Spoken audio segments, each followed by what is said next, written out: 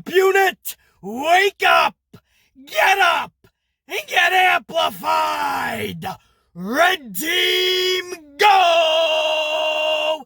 Do you feel that? Do you feel that amplification? It is that type of amplification that separates the cream of the crop from the bottom of the barrel. Which side are you on? Choose wisely, because the cream rises to the top, and I assure you, the amp unit is the very top in the pro wrestling community. To my veteran subscribers, welcome back. Let's get amplified. To my newer subscribers, don't get scared. Relax, take a deep breath. Yes, the Ant-Man is the boogeyman. I'm the bad guy. I'm the asshole. But it's gonna be all right. I'm also knowledgeable. I'm very entertaining. And I assure you, when you watch a BC Amplified video, when it's all said and done, whether you think you love me or you hate me, you will respect the Ant-Man. Because you will know you were left pondering, wondering, thinking, using your dome piece on all the different scenarios, past, present, and what's to come in pro wrestling. That's what I do, baby. I make you think. Speaking of thinking, the Ant-Man gots to doing some thinking last night during Smackdown, and I couldn't help but think of all of those times that the Ant-Man bitched, moaned, complained, and ranted for Roman Reigns to turn heel, because I knew then that only then will we see the very best of Roman Reigns. Only then will Roman find out that he has it in him to reach the next level of that tribal chief. But the old man in Stamford, Connecticut was too damn stubborn to pull the trig. When we've never steered him wrong. When we said Stone Cold was the next guy, and he was hesitant at first. And Stone Cold, he finally did it because he had no choice. The crowd was so behind him. Stone Cold ended up being one of the biggest, if not the biggest face in company history. We didn't steer him wrong. Daniel Bryan, the old man, did not want to invest in Daniel Bryan no matter how loud we got. But we didn't stop. He was forced to turn Daniel Bryan into that mega star because we were making him such anyway. And when he finally put his stubbornness aside, that yes movement was up and running. And that culminating championship moment at WrestleMania 30 will live as probably the best WrestleMania moment of all time for yours truly. And I've seen some of the most epic moments. And then you have The Rock, Roman's own cousin, as somebody you can look to for factual research. This is a guy where nobody wanted to see Rocky Maivia. How many Rocky sucks and even Die Rocky Die chants do you need to hear before you turn this guy? But the old man didn't want to do it at first until he realized this is the only thing the company can do. We have nothing else to lose. They turned Rock into a heel, and The Rock ended up being one of the best heels, if not the best of all time. At least in the entertainment category, one of the most entertaining heels of all time. Dastardly? Maybe not. And then The Rock was formed. My point is, if you know somebody has potential, why are you standing in their way? You're sabotaging them more than anybody else. By putting him out there every single show, every week, every month, every year, WrestleMania main events, championships. You knew, Vince, that the entire time the needle was not swaying the way you wanted it to on the pendulum. Because every arena this dude was in, it was a 50-50 reaction. 50%, we love you, Roman! The other 50% didn't want to see that guy in the ring. And if you went to the bigger cities, trust me, because I come from one, it was 70% reaction of we don't want to see this dude in that ring. And that's not even shade to Joe Anoa'i. That's literally because we know that the dude's got potential. Joe Anoa'i as a person's a cool dude. But the Roman character, he needed that readjustment. We saw potential. We at least thought it was there. But you gotta give him a chance, dude. Show after show, week after week, month after month, year after year, WrestleMania main event after WrestleMania main event. Championship after championship. It was the same fucking Roman. And the reaction was not changing at all. So how, if you own a business, do you think that is best for business? If that is your top fucking star, your top guy in the company, half your audience does not want to see in that position. And he tried. The old man tried to force it time after time, show after show. He forced Roman because that's what he did. Even Roman Reigns fans by now can admit that. I would hope that it was a forced job. They tried everything. They had this dude defeat The Undertaker at WrestleMania. The Undertaker at WrestleMania. And that didn't do the job. Championships over Triple H at WrestleMania didn't do the job. They even had The Rock come back to WWE at the Royal Rumble to help ease the fact that Roman was the top guy when the Royal Rumble went off the air several years ago. Ease the pain because Philly was not fond of The Rock. I'm sorry, Roman. So they needed The Rock to come in to try to get Roman some more cheers. And even The Rock got booed out of Philadelphia. Guys, I'm giving you fact after fact. You may not like it. You may not like BC Amplified for giving you these facts. But that doesn't change the fact that they're facts. It just doesn't. These are facts. Just because you don't want to believe them doesn't make them any less true. These are just some examples I'm giving you of them trying everything to get Roman over. Forget the fact that they tried 17 different Shield reunions when Ambrose was doing pretty fine on his own in Rollins at the time. Then they shit the bed with Ambrose. But at the time when they were doing their own thing, they needed to bring them together several times because they knew Roman needed that extra boost. Dude, if you got to do all of these tricks of the trade, then maybe you should just, change him! Turn him! So yeah, I may have sounded like a broken record for weeks, months, and years. The 3 to 4 years that I've had this channel. But I don't care. It needed to be said time after time. Roman needed to turn heel. And finally, we got word not long ago that Roman went to Vince. Joe Anoa'i went to Vince McMahon and said, you got to turn me, man, when I come back. That's the word that we got. And that's why I gained so much more respect for Joe Anoa'i, Roman Reigns, the tribal chief, whatever you want to call this dude. I gained so much respect because the old man was not listening to us.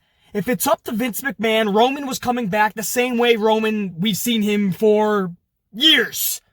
The same fucking Roman. Dan, it's the big dog! The big dog! And we're all supposed to fucking orgasm over that shit like Michael Cole and Vince McMahon do. No. But if it was up to Vince, that's what we would be getting. So Joe Anoa'i, before he comes back, says, listen, this is what we need to do, man. You have to turn me. And he wants to link up. He wants to link up with Paul Heyman. I mean, for Joe to fucking have to tell Vince this, the promoter of the fucking company who's running his own company into the ground, for Joe Anoa'i to tell Vince that this needs to be done, everything that fans like the Ant-Man, reviewers, critics, whatever you want to call us, everything that we've been bitching, moaning, complaining, and ranting about for years, if you think about it, it was all true. Even Joe Anoa'i knew it. So even Roman's fans who didn't like what BC was saying over the years, oh, BC, accept it, man. This Roman is awesome and he's the face. No, I don't have to accept it. There can be better. He could be a true, bona fide, legit star. I'm admitting that. But you got to do it the right way, not by forcing this guy as a face. The character needs to be heel. We've sensed that from the beginning of time with this dude. So Joe goes to Vince, and Vince finally pulls the trigger because Joe's telling you to. And he comes back SummerSlam, and we start to see the seed planted, and then we start to see from there, slowly but surely, it's happening. This dude's a fucking heel. And with this feud with his cousin, Jey Uso, we are seeing some of the best heel work that I have seen in years in this business. Not just this company. In this business, I am seeing some of the best fucking heel work. And I knew it. It's just amazing, and it's so awesome to see it come to fruition. Because when you say the same thing over and over again for years, and then it finally happens, it's kind of one of those whoa moments. You have to take a step back and contemplate what the fuck you're watching. Like, is this finally happening? Everything that I've been screaming about. When I had so many people say, dude, just stop. It ain't gonna happen, man. Deal with it. This is who Roman is. And I didn't stop. I didn't just deal with it. I kept on bitching, moaning, complaining, and ranting. And if it helped Joanna Y see, if these battle cries led to Joanna Y going, you know what? The fan base is right. The pendulum is not moving in the way that we want it to. They're yearning for it. They never got it with John Cena because John Cena wouldn't get out of his own way. He wanted to be Mr. Make-A-Wish, and John Cena went into business for himself, and in doing such, he blocked any up-and-comer. So Make-A-Wish could have had 5 different faces that could have went and helped all these children. But John Cena never wanted to help create new stars, so he blocked them at every turn. He never wanted to turn heel when years ago we knew he should. Because it would help him, because his character was beyond stale at that point, and it would help the business, just like when Hulk Hogan knew he had to turn heel. It was going to help Hulk when he joined NWO, and it was going to, when he created the NWO, it was not only going to help Hulk Hogan, it was going to help the business, the company. It's the same thing with John Cena. It was only going to help the company, not just John Cena. But he refused, and John Cena never turned heel. So for the last few years of John Cena's full main roster run, it was the same John Cena. Stale as fuck. He had his moments every now and again, right? He cut a damn good promo. He'd be involved in a damn good match. But there was no real excitement. You still got that 50-50 reaction. Let's go, Cena! Cena sucks! And that's what we put up with for 10 fucking years. 50-50 reaction. That's the best you got? I miss the days when we all stood up in unison when the glass shattered. Or when we heard, if you smell... I miss that shit. When we all knew that someone electric was coming down that aisle, man. Not this 50-50 shit. And when they transferred power over to Roman, it was 50-50 bullshit still. And when the time came where we all knew he had to turn, he just never did. So it may seem like I'm rehashing Roman's heel turn from over a month ago. And yeah, I am, because it leads to my point now. Never did I think there'd come an actual day, because the old man is so damn stubborn. Never did I think there'd come the actual day where I say, here on the 17th of October, 2020, BC Amplified is a Roman Reigns guy. Because this is the Roman Reigns I have yearned for, because I knew it was in him. He just needed the chance. This is some of the best heel work I have seen in years in all of pro wrestling. Roman Reigns used to grab the mic for a promo, and I would cringe because I knew the guy should not be on the mic. He just seemed uncomfortable. And he never delivered a damn good promo. He just never did. I remember that promo he did with Cena when he forgot what he was going to say, and John Cena put him on blast in the middle of the ring. That's why I always cringed with Roman grabbing a mic. Now, with this heel character, where he doesn't have to worry about carrying the company on his back as a face anymore. He can be a little bit more nastier, which the character calls for. Roman has always been that character, a little egotistical, a little narcissistic. I'm better than you, this is my yard. That has always been his thing. You imagine if you can turn him heel and let him turn up that volume to 100? Come on, bro. Why would you not give him that chance? Now we see it. Now, fuck the microphone. If you just listen to Roman Reigns talking shit, I'm captivated. I'm on the edge of my seat because I need to hear what he's saying. I mean, this dude is not just confident, man. He's spewing some awesome promos. He doesn't even have a mic in his hand. This guy's just talking shit.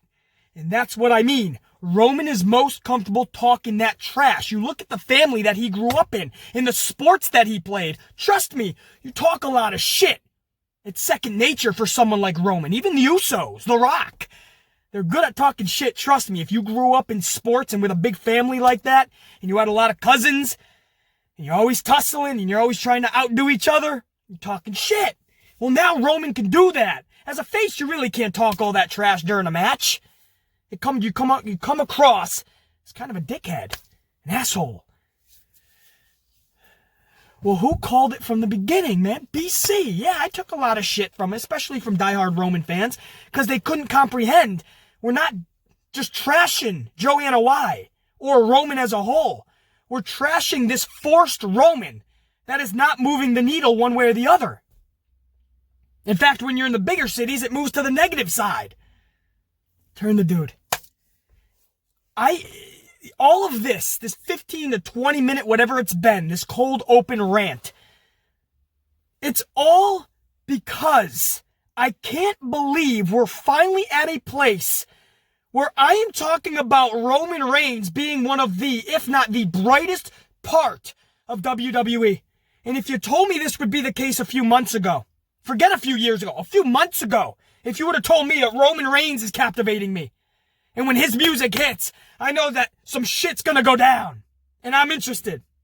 If you would have told me that just a few months ago, I would have said you done fallen on your dome piece a couple, 2-3 times too many as a kid, growing up. But I can honestly say I am a Roman Reigns guy right now, man. And for the foreseeable future, if they just let this guy be that, they give him the chance and they book him even semi-properly. Because this character's gonna thrive no matter what. So even if you book him semi-properly, because I don't hold my breath for the booking of WWE because it sucks for 10 plus years now. But even if you semi-book this guy properly, this guy is going to be one of, if not the brightest part in the show. This is the beginning, guys. This is the beginning with just a feud with his cousin. If you keep him and you turn him even more dastardly as time goes on, man, you could do so much with this character. And this is why I bitched, moaned, complained, and ranted for so many years. Not so many. I've only had the channel 3 or 4 years, but you get my point. The reason I did it is because I saw the potential in this character. I saw the potential in Joanna Y that we were not seeing as a face. As a face, it was cringeworthy most of the time. But I knew something was in this dude.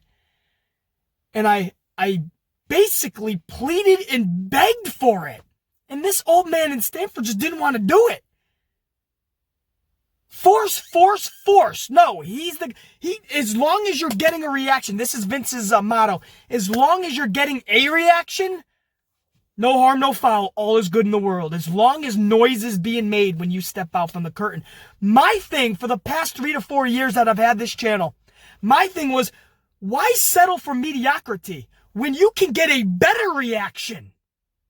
And for anybody that says, oh, but BC, it defeats the point. Roman now turns heel, but now we all love him. No, being a Roman Reigns guy doesn't mean I love this guy as a face and I'm going to cheer for him. Because you're missing the point. It's what I just said. He's so damn egotistical now. He's so narcissistic. He's so I'm better than you. He's turning more and more so dastardly. You want to see him get fucked up. You want to see someone like Jey Uso hit him with a steel chair. You want to see him get punched in the dome piece. You want to see it. Because he's such a good heel. You can like somebody and not cheer for him. We still treat him as a heel. You can still boo the fuck out of him. I'm just saying now it's entertaining. Now it's captivating. Now it piques my interest. Now I like the character. Doesn't mean we just cheer for him when he comes out. No. Pro wrestling fans think we have to mesh those lines all the time. No, man. They can be two separate entities. You can like somebody and still keep them in a heel role. It's not going to ruin them. But if done correctly, yes, I'm not going to lie, man. Just like Hulk Hogan and Steve Austin and so many before them in The Rock. If you do the heel run so properly, if you do it the right way, over time, He's going to be so big and so epic that he is going to turn into one of the biggest faces in company history. If you do it correctly. We saw it with Hulk, we saw it with Austin, we saw it with The Rock. These are just some names. If you do this Roman heel correctly, this heel run, guys, Roman Reigns is going to be a mega face in the future. And isn't that what we all want? When it's all said and done, we want a larger-than-life superstar who can transcend from heel to face like that. And you're still going to go, wow, I got to pay money to see this dude. Because it's going to be fun. It's going to be interesting. It's going to be captivating. We did that with Hogan. We did that with Austin. We did that with The Rock. We sure as hell we're not doing that with Roman Reigns. Now, if you do this correctly, we could be doing that to Roman Reigns in just a short year. A year from now, we could start talking, man, I got to go to the arena tonight, man. Roman's taking on fucking whoever the fuck. Hopefully they have somebody else that they're building up. Because in this company, they don't build up superstars. But Roman... one of those bright spots, man. And again, just months ago, I never thought I'd be saying that because I never thought the old man would move his ego and his own stubbornness aside to make it happen. But when Joe Anoa'i himself, Roman, tells you to turn me, what are you going to do, Vince? Tell him no? He'll fucking go back home. He don't need this shit. BC, whether you like it or not, whether you think I sold out, or BC, no, man, let's see where this goes. No. I right now am declaring that I am a Roman Reigns guy because I back up what I spew out to the world.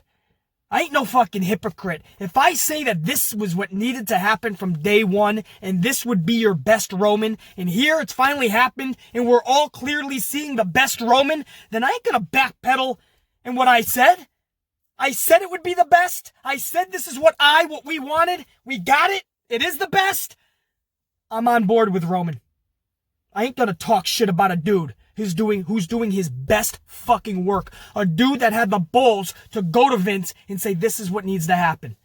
You're damn right. That's not just newfound respect. I am a Roman Reigns guy right there with Paul Heyman. And whatever happens next in the evolution of this character, I'm down with. And I hope it's done correctly, man. But Roman, man, he is fucking on another level of confidence. This is a character that even diehard Roman Reigns' fans probably didn't even knew could exist. But I did. I took heat for it. I took some shit for it, but I didn't back down. You're welcome. You are welcome. Because if people like the Amplified Man didn't spew that for years, you wouldn't be seeing this. You get 50-50 Dan, it's the big dog! That's right, Michael Cole. The big dog in a fucking yard. Now this dude owns a fucking island. That's your cold open. 20, 25 minutes, who knows? The better part of a half an hour and just a cold open. Oh, the show is going to be fun. What do you say we review? Did that come up? We review. I need another fucking coffee. What do you say we review Smackdown for October 16th, 2020? Because while I love what Roman Reigns is doing, and you got to give props, by the way, to Jey Uso. We're giving all this credit just to Roman. It takes two to tangle. Jey Uso's doing some of the best work of his career, and that's without his tag team partner and brother in crime.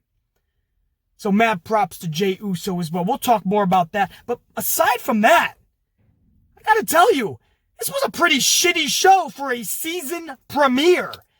BC, nah, man, I thought this was good, man. All right, that's your prerogative. But you know what I'm about to do. I'm about to break this down and dissect it. And you're gonna learn just why I call this a shit show. Just like last season and the 7 seasons before it. Swig of coffee and the Smackdown review up next. Wake up, and get amped. Red team, go! Oh.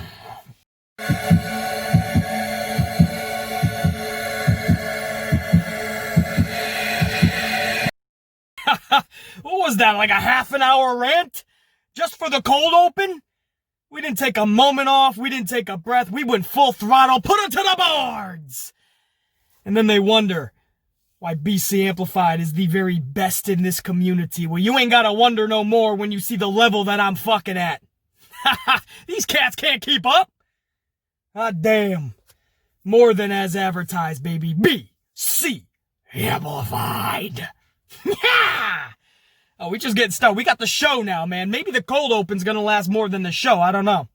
But here's your dissection of Smackdown for the 16th of October, 2020. Triple H and Stephanie McMahon, they start the show middle of the ring, running down the match lineup for the night and introducing newly drafted Smackdown stars. All the roster is actually up at the rampway as Triple H and Stephanie McMahon are hyping up this new Smackdown.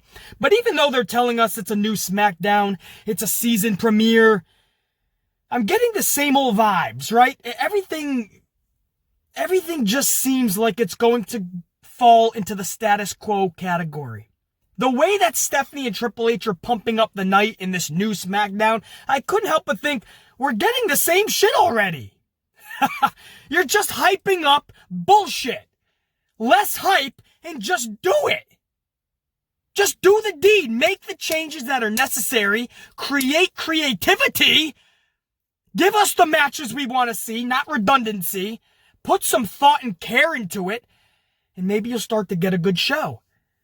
All the glitz and glamour, even pyro, which I love seeing back, is not going to help the show. You have to actually start using your dome pieces. Unfucking real. So we're getting the match lineup. We're getting all the newly drafted SmackDown stars. All the SmackDown rosters up at the rampway.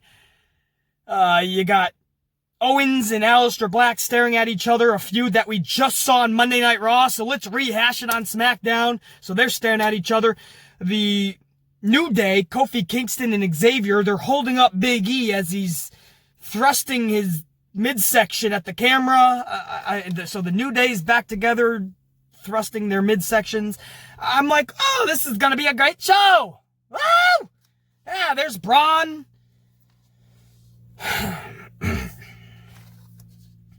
The entire roster erupts into a brawl. I don't even know what happened. I don't even know how this started. Maybe it was because of Owens and Black. I don't know. But the entire roster just starts brawling, and I'm like, the fuck are we doing? What are we honestly doing, man? Lars Sullivan hits the ring and clears it. Lars Sullivan is their new Braun Strowman. Because that's all Lars Sullivan is a downgraded Braun Strowman at best to me. That's all he is. We've seen this type of booking with Braun, and we see where it leads to. We see what Vince does with these big dudes. He gives them like a month or two of like badassery, and then they're just a fucking joke. Sullivan's clearing the ring, and then Jeff Hardy ends up taking him out. Little old Jeff Hardy takes him out. So he's a beast, he clears the ring, but Jeff Hardy, he can't get the best of. And this just sets a matchup between the two. When we come back from commercial, we get that very match. It's underway. And that's, again, Lars Sullivan and Jeff Hardy. Personally, I'm not sold on the Freak. Again, I will say this again. It is a downgraded Braun Strowman, if you ask me. Not to mention a huge liability. I mean, if you do some research on Lars Sullivan, I mean, this guy, man, he has to relax, man. He has to take this quarantine thing seriously and just stay in his house, stay off the internet, do what you gotta do, man. But this guy is a walking fucking, he's a walking tabloid story. Not to mention, and this is the big one for me, Michael Cole literally saying the word freak 142 times in this match. I kid you not, 142 times, nauseating. I'd rather the big dog or it's boss time. Two things that he ran into the ground so much that I get repulsed when I hear them. But I will rather him say the big dog or boss time anytime he wants. But this freak shit is a whole nother level of cringe. The Freak! It's the Freak, Corey! I know, and the Freak is amazing, Michael! The Freak is so freaky! He's such a freak, Corey! Michael, I know, I can't even comprehend his level of freakiness, Michael! Well, I can, because he's such a freak! We get it. He's a freak. He's a fucking freak! We get it!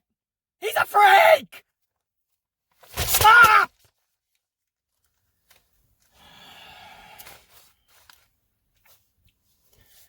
142 times they call this guy a freak. How many times do you have to call him a freak?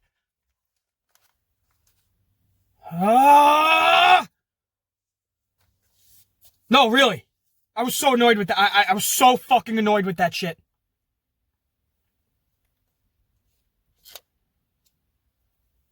Regardless, Sullivan defeats Hardy. The freak! The freak! Defeats Hardy. He's such a freak, Corey! I know! What a freaky freak he is! It's freaking crazy! It's so crazy!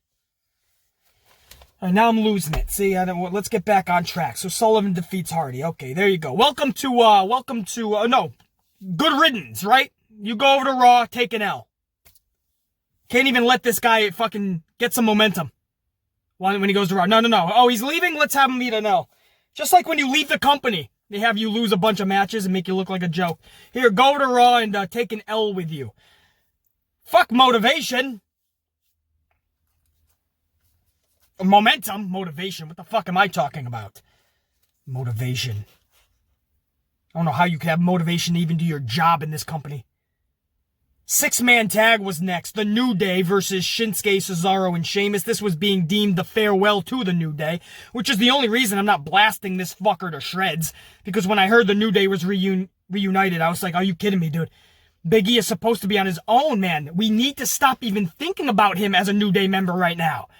And here they are, just like they did with the Shield 117 times. Here's the New Day back together. Right? Let's try to create some buzz. It's a season premiere. Let's get the New Day back to... Forget the fact that the New Day isn't even on fucking Raw. Xavier and Kofi. Just like Jeff Hardy, they've already been drafted. Why are they on Smackdown? This doesn't make sense. But I call it out, and I'm the negative guy. I'm over-critiquing it. I'm not just sitting back and enjoying it. BC, just enjoy it, man. You know, the draft just got over, so they're kind of still all together. No, they're not. Motherfucker. The draft is done. The draft is done! I just rocked the whole fucking car. The whole fucking SUV just got rocked. So, we are getting amped, man. We are fucking going to we're putting it to the boards right now. Oh, I'm gonna be a ball to deal with today, man. I go into Starbucks, people are gonna part like the fucking 7 Seas, man. I go in any fucking store, they're gonna run away. You see the Ant-Man coming, man. People are running today. So the New Day's back together for no reason. Half of this fucking show is Raw superstars. But I'm not going to rip it to shreds. It's the farewell. Let's just get this done with. But trust me, there's going to be 10 more farewells. I don't put any fucking trust into this company. This was a typical 6-man tag. It was redundant. There was no excitement. It lasted. This thing seemed like it lasted the whole 2 hours. I hate 6-man tags. You know that. I hate schmaz matches because there's no care into them. Nothing ever gets solved. You got 6 fucking bodies in there. You're trying to keep up with everything. You know it's not going to lead to anything important or special. And sure enough, this didn't. So this thing went well over 20 minutes, I believe. I literally did not care about anything happening in it. I can't even make this up. I wish I could sugarcoat this a little bit for those of you that actually enjoyed the match. Basically, it was actually good, man. Let's talk some positive. I can. I literally did not care about anything that happened in this match. Anything. Big E defeats Sheamus, and at this point, I see the trend that is happening. Jeff Hardy lost. Of course, he's going over to Raw. Sheamus just lost, and of course, he's going over to Raw. So basically, anyone headed to Raw is leaving with a loss. Fuck giving them momentum. Here, pack an L with your luggage. Utter stupidity at its peak. Hour number 2 begins with Daniel Bryan, and he's doing exactly what Triple H and Steph did to start hour number 1. He's hyping up Smackdown. Daniel Bryan is a glorified cheerleader at this point. Why would you bring Daniel Bryan back to start calling up matches? I mean, they're literally up on the Titantron, whatever you want to call it now. Do they even still call it the Titantron? The big fucking screen. They got the matches that Daniel Bryan's hyping, or the superstars that are now on SmackDown. Daniel Bryan's a good old corporate puppet. Fuck. Since when do superstars come down and start promoting others? What the fuck are we watching, man? It's stupid, and it doesn't make sense. Do not justify this company, please. Seth Rollins comes to the ring, talks trash, and he and D-Bry come to blows. Finally, Daniel Bryan can do what Daniel Bryan should be doing. Starting a storyline with another wrestler. Not hyping up the night to come or other superstars that are now on the roster. Seth Rollins and Daniel Bryan are coming to blows. The Mysterios and Murphy hit the ring. Murphy makes it seem like at first he's going to side with Seth Rollins, but he ends up turning to Rollins and putting an ass whooping on him. And afterwards, Murphy extends his hands to the Mysterios, but Dominic takes off first. He doesn't want to shake his hand because I know what you're trying to do with my sister, he says. And, or at least that's what he's thinking. And Mysterio also walks away. He's like, no, that's my fucking daughter, dude. That's my daughter. The fuck? Now you're trying to shake my hand and ask for your fucking approval to date her? Because you know that's what he's trying to get on their good side, man. Hey, can I, man, I like you guys. Yeah, you're her father, you're her brother. Now, can we let's get it on? You know, he's shaking his hands once at one moment, and then he's trying to get Aaliyah in the bed the next. No, man. Ray's like, dude, this girl's 19. Watch yourself. So, I like that shit, man. They walked away. Murphy's kind of like stuck in the middle. He doesn't have Rollins, and he doesn't have the Mysterios on his side. He's a lone ranger right now, but not too alone. He's got a pretty hot chick in Aaliyah by his side. So that's our number one. Pretty cool, man. We get a little Seth Rollins, Daniel Bryan. I think I've seen them many times in the past, but it's been so long that, hey, I'm willing to see another little 2 to 3 month feud if need be. Take us out of 2020 with that. Street Profits versus Rude and Ziggler, a tag title match. Rude and Ziggler just lost a tag title match to the New Day on Raw, literally this week. They lost. So now they get to go to Smackdown and go for those titles? This is what I mean. This company infuriates me to no end. How does that make sense? You lose a tag title match and your prize, you get rewarded by having another tag title match. Obviously, the Profits keep their titles, and who knows, maybe Ziggler and Rude head to NXT this Wednesday to go for their tag titles. Because you know they're going to get rewarded for losing another tag title match. This Wednesday, I would not be shocked if Ziggler and Rude are competing for the NXT tag titles. That's supposed to be a joke, guys, but who knows with this company. Then we get a contract signing between Sasha Banks and Bayley. Sasha tells Bayley, I love this is a quote. Sasha tells Bayley, I'm Sasha Banks, and my name is bigger than your title. I love that line, man. I thought that was just badass. Sasha signs, but Bayley refuses. And says, and there's a quote, I don't have to sign anything. And she takes off out of the ring. And Sasha gets back on the mic, and Sasha says, and I quote, Bayley, you'll be signing that contract one way or another. So Sasha's saying, you can do this the easy way, what Stone Cold used to say. You can do this the easy way, or we can do this the hard way. One way or the other, you will sign this contract, and I'm beating you in Hell in a Cell. So I did like that. I know I said aside from the Roman Reigns Jey Uso thing, I just, the whole show sucked. That was actually pretty decent. I would have liked a little bit more, but you can't get too physical with these two, man. You want to draw this out, obviously. I doubt very much this is going to end at Hell in a Cell. So I guess beggars can't be choosers. This was pretty decent. I don't want too much out of these two right now, and I didn't want too little. We got some good promo work. I'm going to take that with Sasha and Bayley, and that's going to take us into the go-home show next week. Main event was for the Universal Championship, a redundancy match at its finest. Roman Reigns, Braun Strowman. Braun was drafted to Raw, so obviously he wasn't winning this match.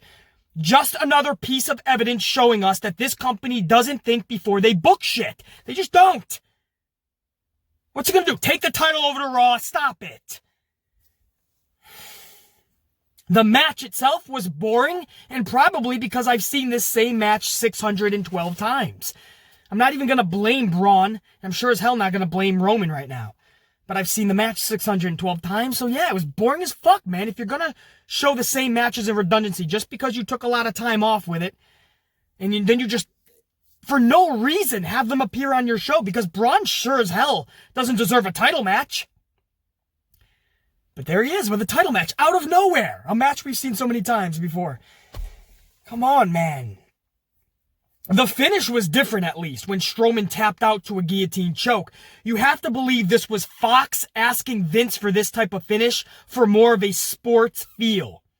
Right? Fox went all out last night with this, man. They even had a half-an-hour pre-show. A lot of you guys may not have known that because you tuned in at 8.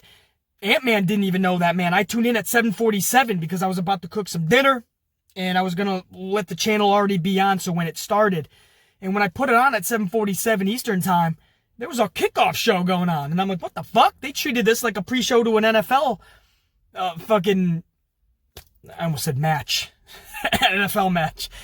They treated this like an NFL game. You know, like the Packers were taking on the Buccaneers, which will be happening this Sunday, by the way. My boy Aaron Rodgers taking on Tom Brady. You guys might want to catch that. But that's what they were treating this like. They had a pre-show. They had all of the NFL, the Fox NFL Sunday dudes. They had all of them cutting promos for WWE. So I'm not surprised on this season premiere that they had this end in a UFC style type of way, you know, and had a guillotine choke that Roman Reigns never really ends matches with. But I liked it. And again, you got to believe Fox told Vince that they wanted more of that. So you saw a chokehold. You saw Braun Strowman tapping. I actually didn't see Braun tap out. I thought he passed out. But Michael Cole said he tapped out, so I'll take his word for it. So, post-match, Jey Uso comes to the ring, and he and Roman continue to tell a brilliant story. Jey Uso has been masterful with his upgraded status, and Roman is now that guy. Roman is that guy. He just is. Whether you're a Roman Reigns guy or not now, whether I am, it's irrelevant. He's that guy. Now when you hear he's involved in something, or the music hits, or he's coming down the aisle, it's unpredictable. As a heel, you don't know what he's gonna do. This dude has got it in his mind that he will do anything to hold that championship, even if it means taking out his own fam.